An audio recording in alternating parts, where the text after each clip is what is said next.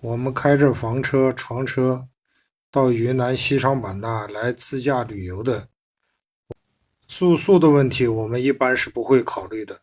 我们主要考虑的就是在哪停车，如何停车，是我们房车、床车在外面自驾游最为关注的。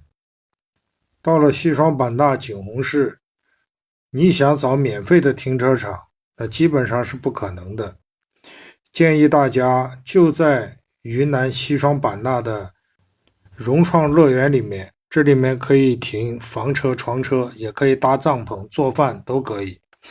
这个地方是收费的，在年前元月1号之前，收费是30块钱一天，包月是600。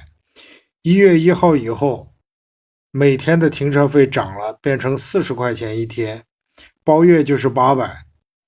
现在离这个春节还有一段时间，春节会不会涨就不知道了，因为这个地方是私人承包的。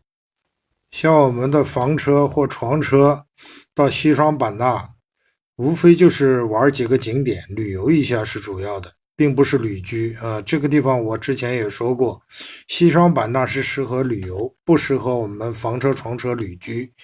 要旅居的话，就在西双版纳的周边，比方说元谋、沅江、建水等等这些地方我们去旅居。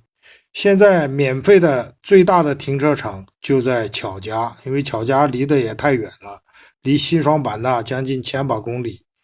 再说这几天降温，巧家的天气情况也比较冷，所以很多车友也都走了。但是到了西双版纳来，在这个融创乐园还是比较合适的，因为毕竟它收费的话，它一些设施还是基本上具备。虽然一天停车费收40块钱，但是它的水洗澡这些是免费的，它的电是1块8一度。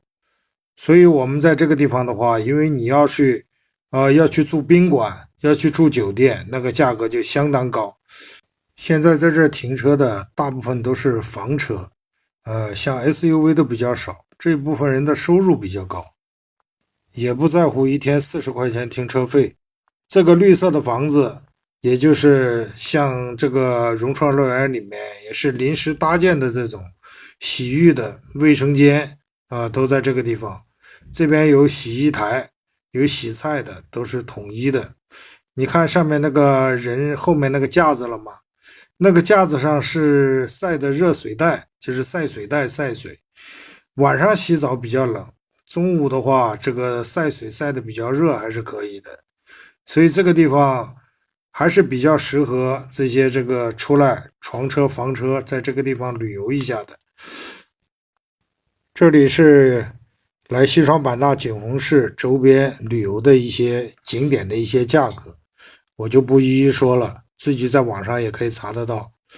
这个地方来旅游的话，就把房车、床车停在这个融创乐园里面，白天你就可以到处去坐公交、打车或者共享单车到处去逛。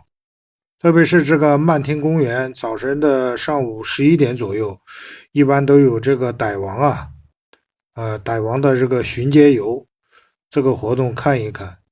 到了西双版纳来，只有一个星光夜市是免费的，其他的像野象谷、像森林公园、像中科植物园、傣族园，还有这个很多地方吧，基本上都是要收费的。